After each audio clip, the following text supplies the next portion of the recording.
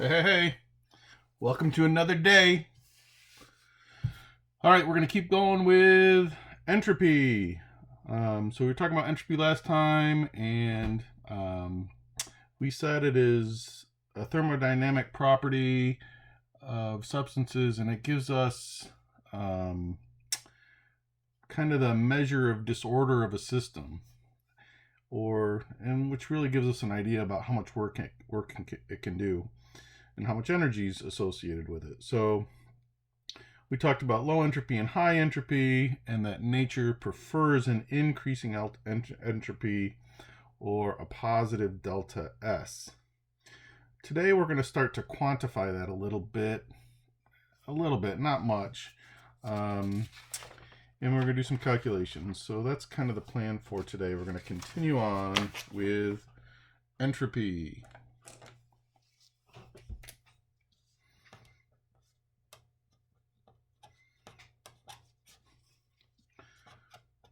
Or delta S. So there's actually an equation, and it's called the Boltzmann equation.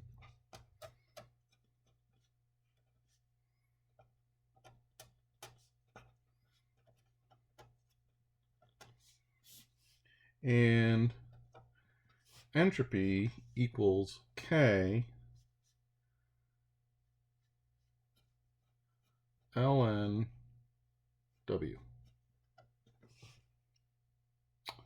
Okay, so S is entropy. K is called the Boltzmann constant.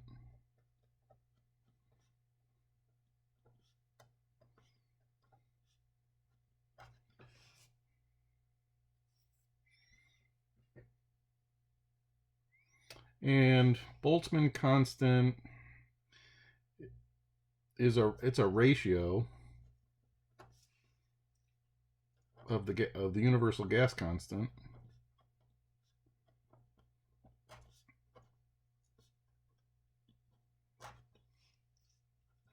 to Avogadro's number.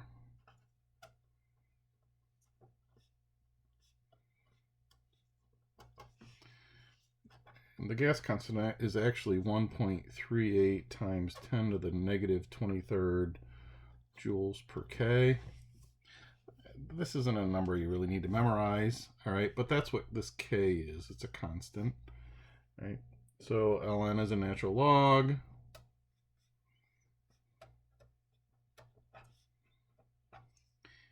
And W is kind of what's important here. W is what are called microstates. And really what a microstate, let's see if I can put it this way. So microstates are the number of ways in which atoms, ions, or molecules of a system can be arranged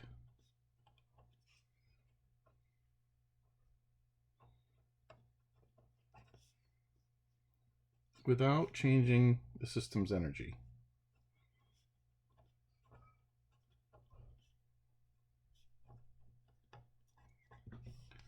Okay, and we're going to talk more about these microstates. Okay, now in reality, you're never going to use this. We're never going to do math with this equation. All right, we're not going to do math. Really, you have to understand what it's saying, though. All right, so you need to know the equation. You need to know what each one of these stands for, and we gotta need to apply it. All right, so in reality, this isn't going to change. And what the biggest thing here is the relationship between these microstates W and what we're doing with entropy. Okay, so you're going to need to kind of understand this relationship, and we're going to kind of go through that. Right, that's our plan for a lot of today, is to understand what's happening with this Boltzmann equation and what we're doing when we're calculating S. We're going to do it in different phases.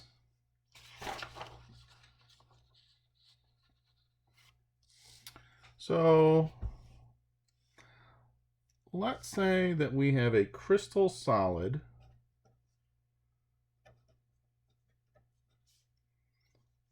a crystal of solid CCl4 at absolute zero, 0K. So let's say that we have this solid, crystal solid, and we're at 0K. Now I know we can never reach absolute zero, but what does that zero mean? Well, there's no movement. Okay. There's absolutely no particle motion. So theoretically, at absolute zero, we have this crystal solid of CCl4. There is no movement. Okay. In this case, there is only one way to arrange the CCl4 molecules into a strict geometric pattern. In other words, there's only one microstate.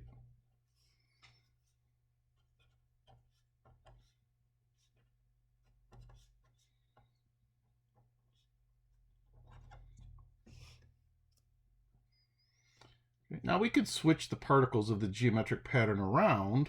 Okay, it would still be the same pattern, all right, and we wouldn't be changing it all really. We'd just be flip-flopping atoms around. That doesn't change it at all, right? So I guess we should probably write that. If the CCl4 molecules switch positions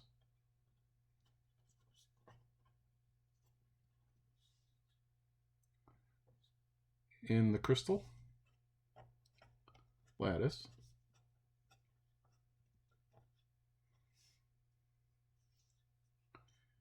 it does not change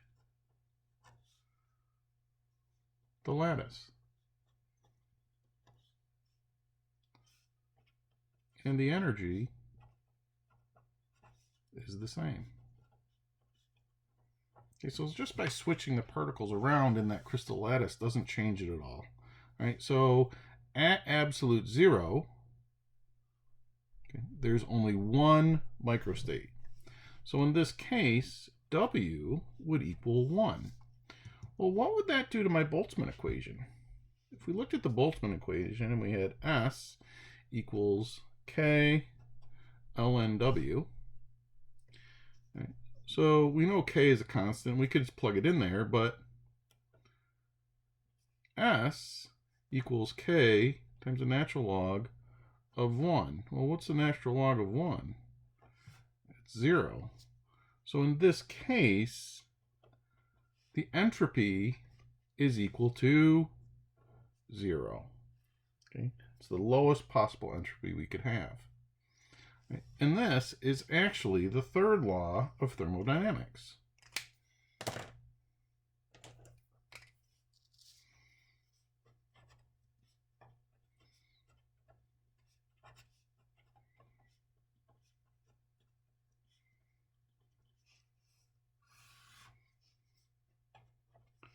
The entropy of a perfectly ordered crystalline solid at absolute zero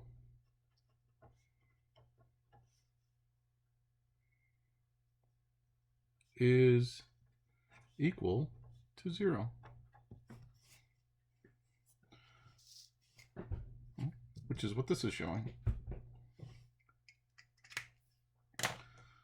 All right, so we have this solid CCl4 at absolute zero. It has no energy, it has no particle motion. So now as soon as we add a little bit of energy, the particles start to move.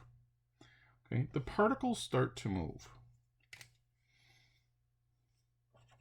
So if we add energy, our temp is going to increase, and the particles will start to vibrate. Okay. Now, when they're vibrating, I don't know, let's say we have H2O.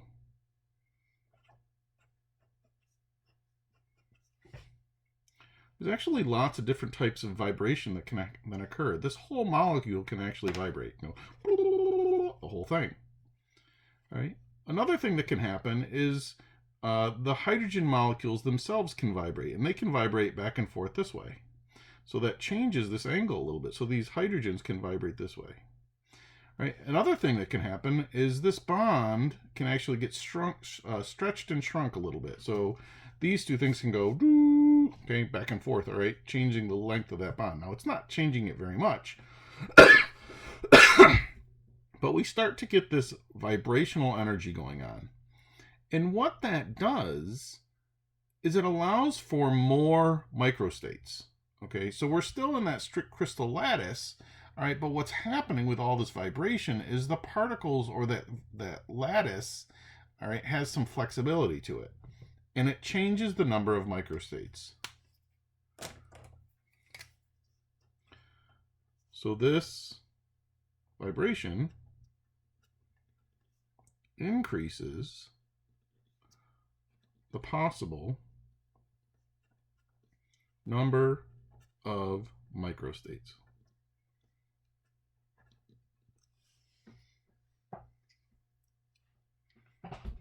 And if we're increasing the number of microstates, what does that do to my equation? Well, as soon as this becomes more than 1, it's no longer, the S is no longer 0, and we start to get this positive number. Okay? So we have no idea how many microstates this is going to produce, but the higher the temperature, the more it vibrates, and the more microstates we're going to have, and the more entropy that this solid would have. Okay, and we'll talk more about that. So now eventually we had enough heat and we melt it.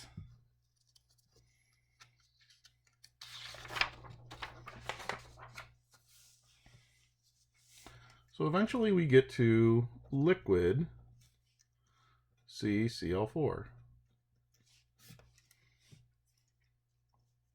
Now, as soon as we go from a solid liquid, we know that there is a huge jump in entropy.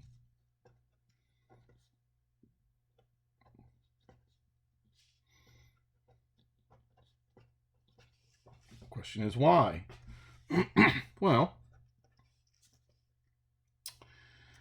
we know that they're not as packed as close together as each other.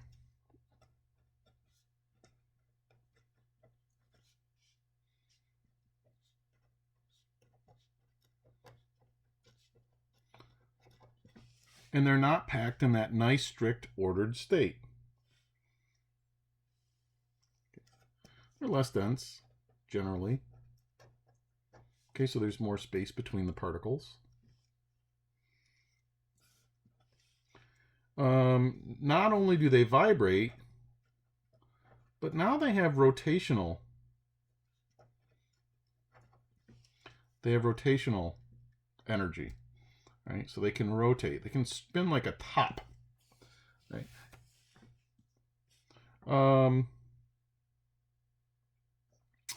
And because of this, they can slide by each other a little bit. There's lots of different things here. So because of all of this, okay, what happens to the number of microstates that are possible with liquid CL4 compared to our solid CL4? Okay, well, this allows for many more microstates.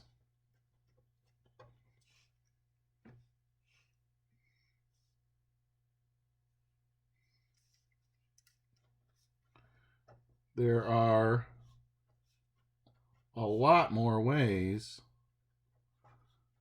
to arrange the molecules.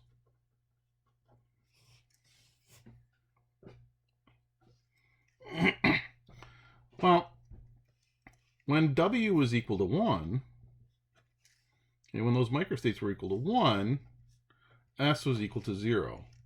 Now, we don't know how many microstates are here. We're talking lots and lots and lots and lots and lots and lots and lots of them when you start talking about all these different things that are occurring.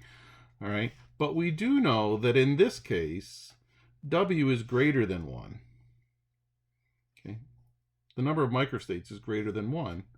All right? So that tells me that our S, our entropy, okay, is going to be greater than 1. Right? So it's going to be increasing as we go from solid to a liquid.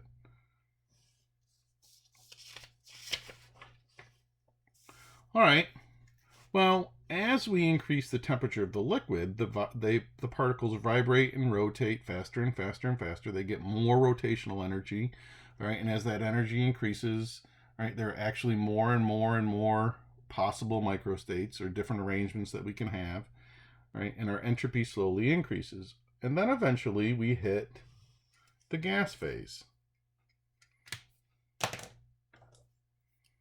So let's say that we have gas CCl4.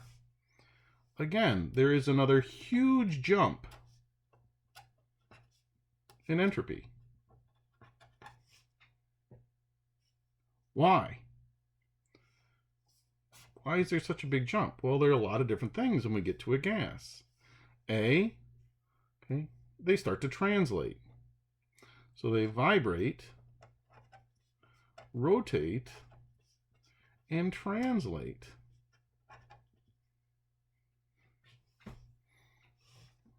They translate. So they can go all over the place. They're not held together, close together. Right? So they're going to expand and spread out to fill their container.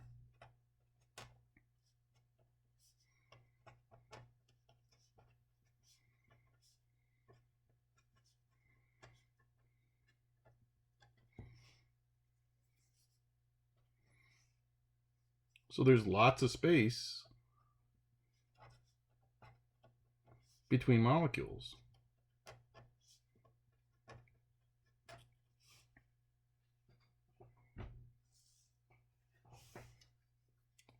So, just for example, let's say that we just have a container of gas, and there are, I don't know, 3 gas molecules in there. And let's say that this is at a very specific temperature, whatever it is. Okay, this right here, in this instant of time, this would be a microstate. What would another one be? Well, we have the same container. Now they're there. That's a different microstate. Okay, so how, okay, what's another way that we could change, let's say that we have this. Let's say that we have steam. These are 3 steam molecules, water molecules. What would be another microstate other than moving around? Well, remember, these are spinning. So maybe this molecule turns this way and it's the only change. That would be a different microstate. So as soon as we get to a gas, there's billions and billions and billions and billions of different microstates that there could be. Okay. Does that make sense? I hope. So the number of microstates increases greatly.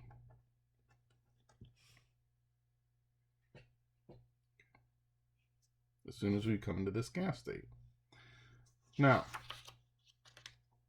well, what does that do to W and then to our entropy in our Boltzmann equation? Well, we know, okay, so we know that W, the number of microstates in a liquid, is greater than the number of microstates in a solid. Matter of fact, it's not just greater, it's much greater. Well, what can we say about liquid to a gas? Well, it's not just much greater. I mean, lots and lots of greater signs here. This is much bigger. Well, what is that doing to our, if we could theoretically put that into our Boltzmann equation, what's that happening? What happens to our S, or our entropy? Well, the entropy of a gas, again, it would be much greater than the entropy of a liquid, which would be much greater than the entropy of a solid. Which is this is what we said before, but mathematically the Boltzmann equation is showing it. And it's got to do with these numbers of microstates. Hopefully that helps a little bit. Right? Like I said before, you're not going to have to do math with that Boltzmann equation. Now remember, entropy depends mostly on the physical state of matter.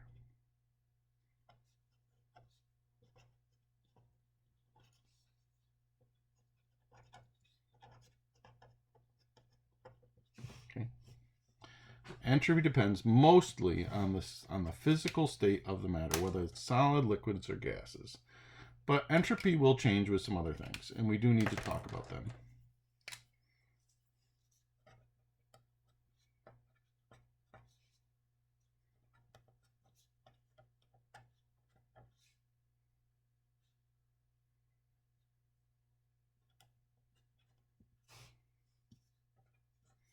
The amount of the amount of matter matters.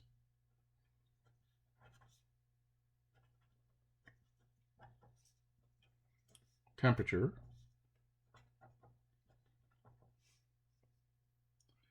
pressure,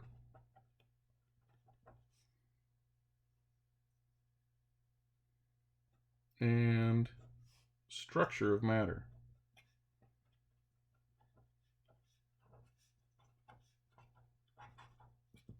Right, so obviously physical state is the number one thing that tells us about entropy, but entropy does change depending on these different things also. And I just want to kind of quick run through these. Right, so let's start with amount of matter.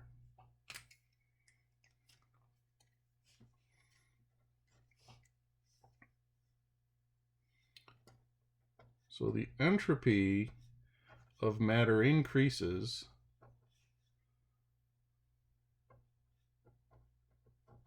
proportionally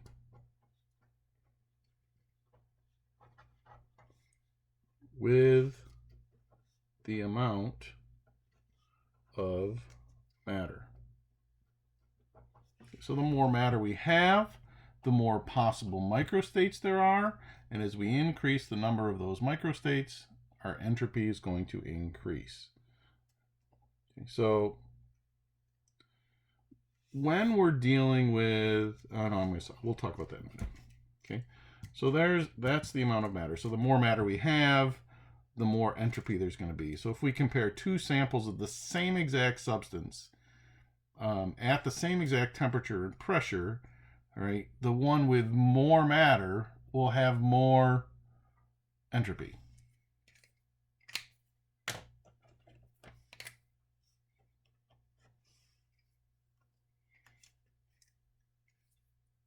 So temperature we've already talked about, so let's just kind of summarize. As a substance is heated, its particles exhibit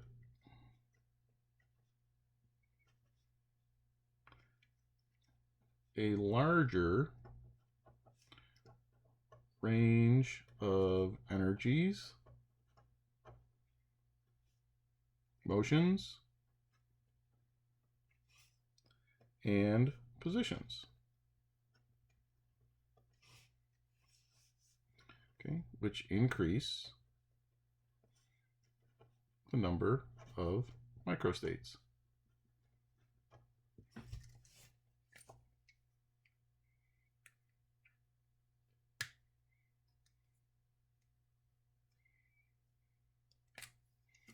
So let's just say this: the entropy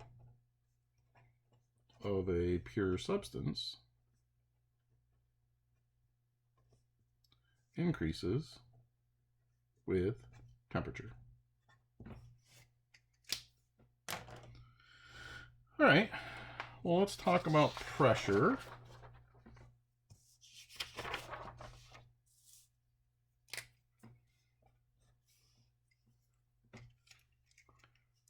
So, as a substance is compressed at constant temperature,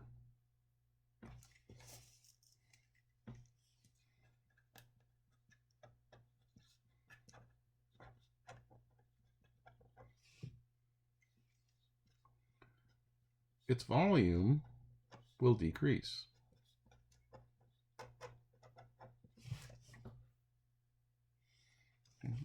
So if you think about a gas, if we compress that gas, we're pushing those particles closer and closer and closer and closer and closer and closer together. Well, as we push them closer and closer together, what happens to the number of microstates? Well, the number of possible arrangements has to go down, because if we have a huge container, all those particles have lots of places to be. If we start to confine those particles down, they get closer and closer together. They have fewer places that they can actually be. So this causes fewer possible arrangements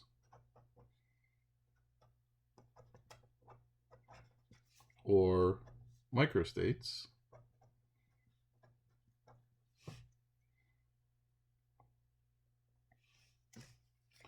so if we increase pressure,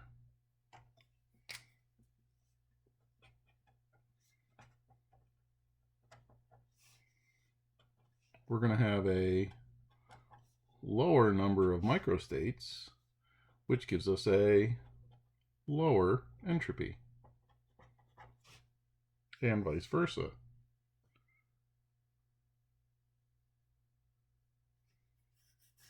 Okay. So if we increase pressure, we decrease entropy. Increase pressure, we decrease entropy.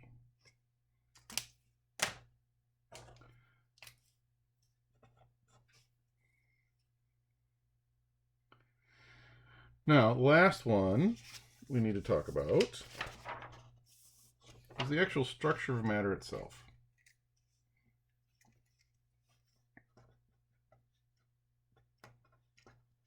Entropy of a substance increases with the size of its constituents.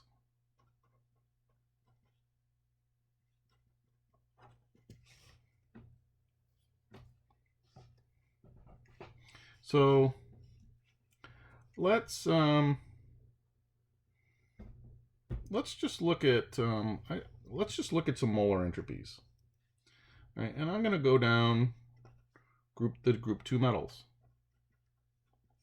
Okay, so Be solid, and Mg solid, and Ca solid, Sr solid, and barium solid. So we're going down the group. Right? And if we look up these molar entropies, and we'll talk about where to look up these molar entropies in a few minutes, right? So they're going to be molar entropies. Joules per K mole. Right? So beryllium is 9.5, 32.7, 41.6, 54.4, and 62.5. Okay, so as these particles get bigger, okay, as they get bigger, my molar or my entropy is going to increase. Now, let's write a couple things about that.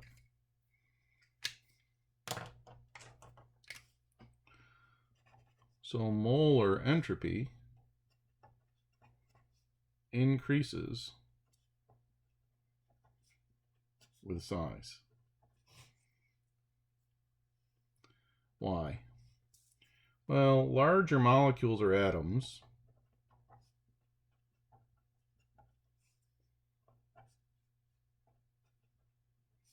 can store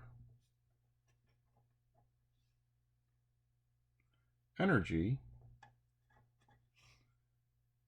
in more ways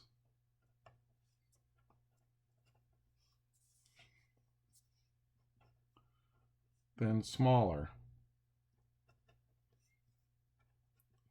atoms or molecules. Okay, so larger atoms can store energy in a lot more ways, and as soon as we stay there, we're storing energy. This pen's dying.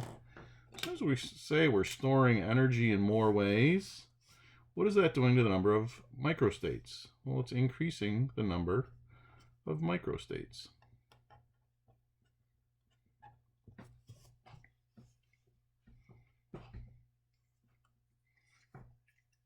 Okay. But remember, the main thing we're really going to look at is that the state that the matter is in is really dictating what our entropy is going to be. Okay, the state of our entropy.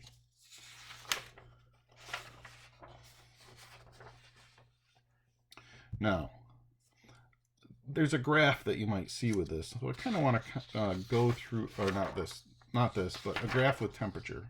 I should have done this with the temperature part. All right. So graphically, when we talk about temperature changes in entropy, what does it look like? So it's in Kelvin, we're in absolute temperature. Okay, and we're going to start way down here at 0K.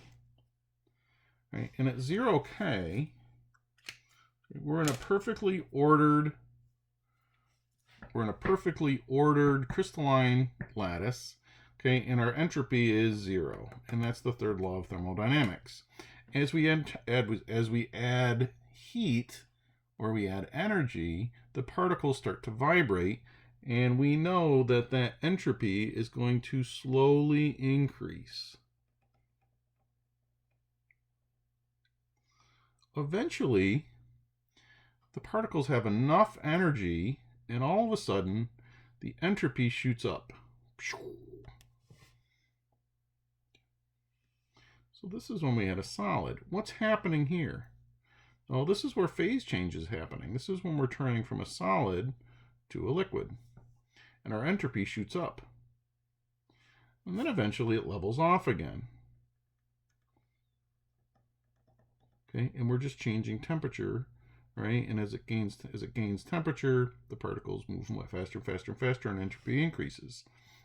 Okay, so this is where it's all liquid. And then all of a sudden it does it again. It shoots up a second time. Okay, and this is where we're turning from a liquid to a gas. Right? And then it would settle up like this again. Right, now these could have different lengths.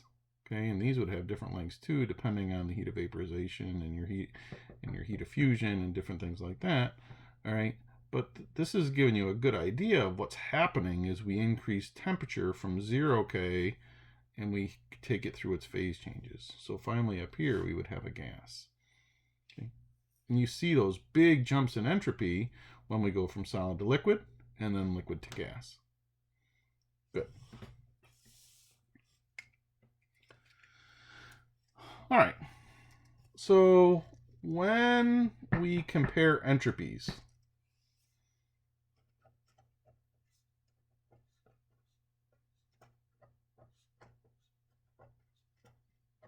or when we are calculating entropy of a reaction,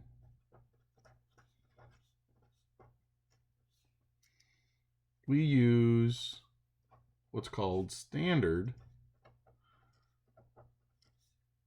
molar entropies.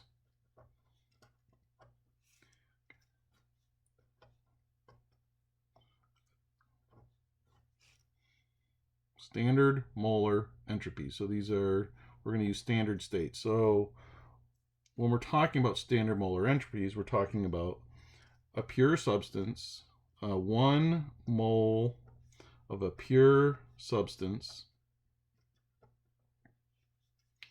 at 1 atm and 298 K. Okay, so those are our conditions for standard molar entropies. Right now, you're going to be looking these up, okay? And there's a couple places. So standard molar entropies you can find a couple places. In the review book, there's a whole list of them in Appendix 3.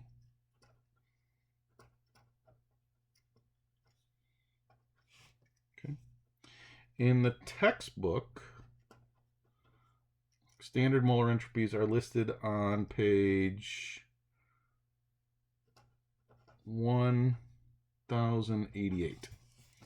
Right? So these are the two places where you're going to be looking these numbers up. Okay, so I would go and just take a quick gander at them, just so you know where they are, because we're gonna be using these today.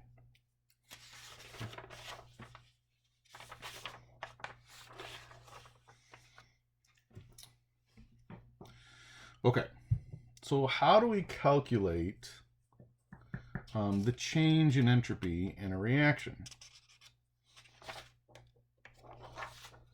Well, we're going to be using standard molar entropies. We're going to be using the tables. Okay.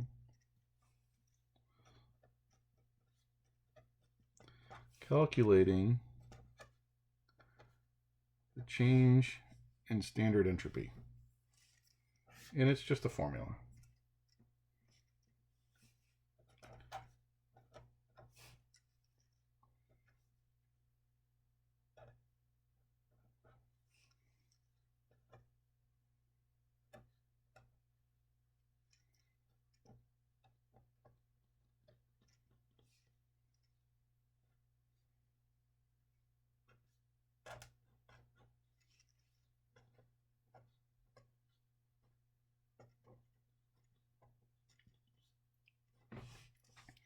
Okay, so to calculate our change in entropy, okay, we take the sum of the standard molar entropies of the products and subtract the sum of the standard molar entropy of the reactants. Okay, now, how do I come up with this right here? Right. So let's just figure out how to calculate this part right here. So the sum of the standard molar entropy of our products is equal to the coefficient times the standard molar entropy. Coefficient times the standard molar entropy. All right, so this we get off the reference tables, or out of the textbook, all right, off the table. You're going to look them up. And you're going to multiply it by the coefficient. Okay, now, if there are more than one product, you're going to add those numbers together. Okay, so if you have two products, you'll have to calculate this one, calculate that one, and add them up, and that will give you your sum. The reactants are the same way. You do the same exact thing. So, let's just do one, because it's really not hard. Let's calculate the entropy change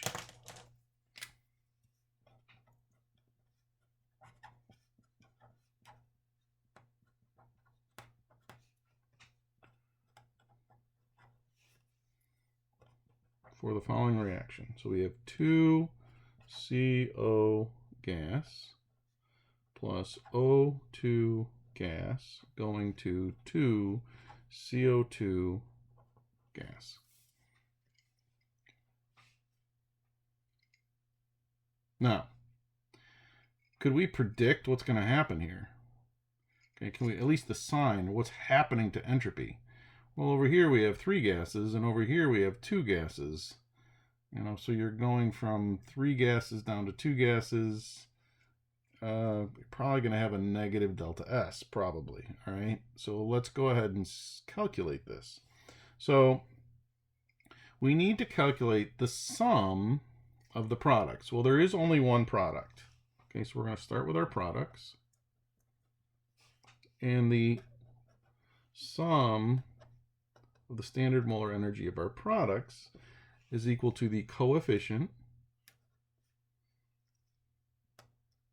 2 moles, times the standard molar entropy of CO2 gas. And you just go to the review book and we look it up, right? And it's 213.7 joules per mole dot K. Right, so the sum of the products, and that's it, there's no other ones, is equal to 427.4 joules per K. Right, now let's do the reactants.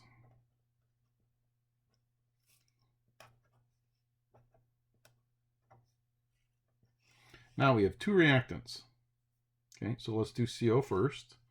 So we got 2 moles times the molar entropy of CO, and we just looked that up, and it's 197.5 joules per mole dot K,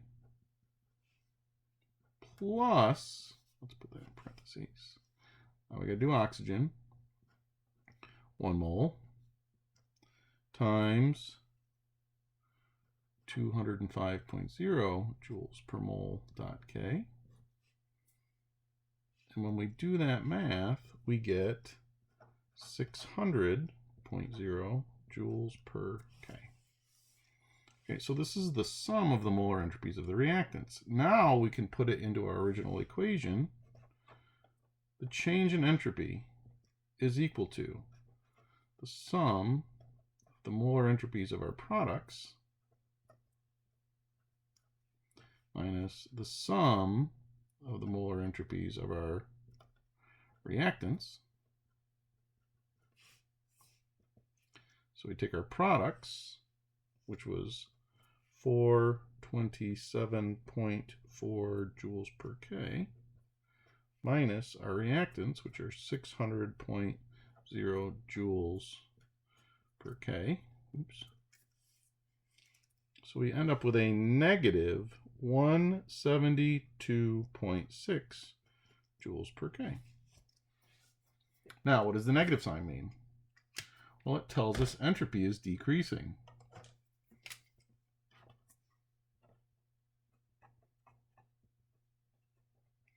Okay, which is what we predicted before. Okay, it's what we predicted before. So this would be our change in our entropy.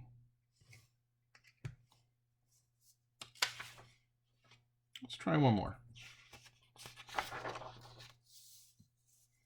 Let's calculate the entropy change for the combustion of propane.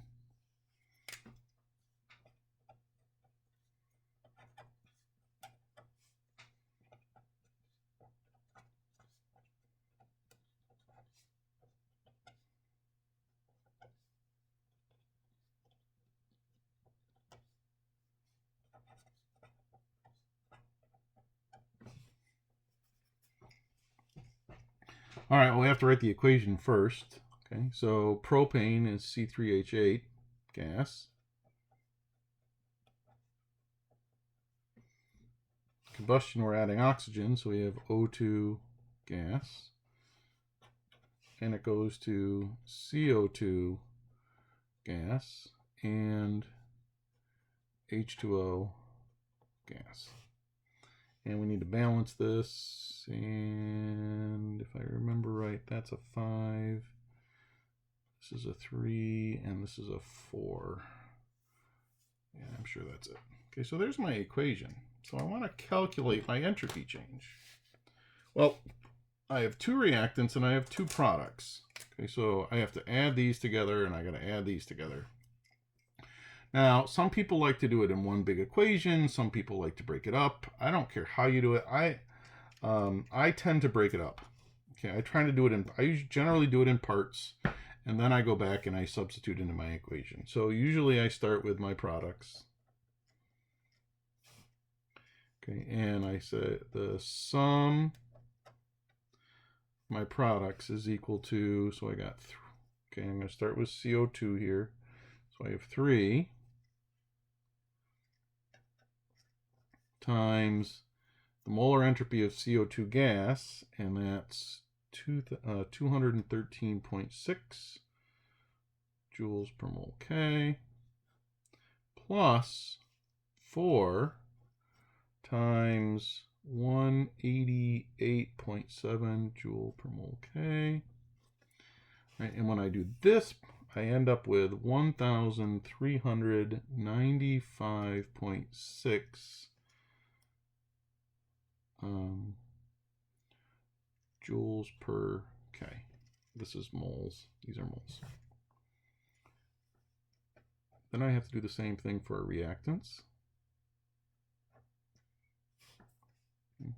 The sum of the molar entropies is equal to 1 mole times the molar entropy of this, which is 269.9. I shouldn't have moles here. Joules per Kelvin. Yes, I should I have moles in there? I should have moles in there. Because this is moles. This is moles. Mol.K. Plus, coefficient is 5 moles. And I look this number up and it's 205.0 joules per mole.K. When I do that math, I get 1294.9 joule per K. So this is the sum of my reactants, and this is the sum of my products. So now I can go, my change in entropy is equal to the sum of the standard molar entropy of the products minus the sum of the standard molar entropy of my reactants.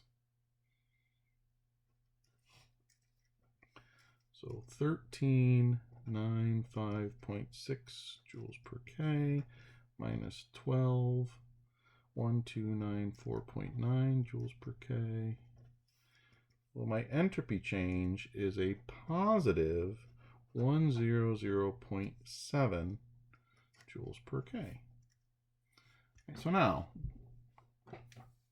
does that make sense? Okay, does that make sense that our entropy is increasing?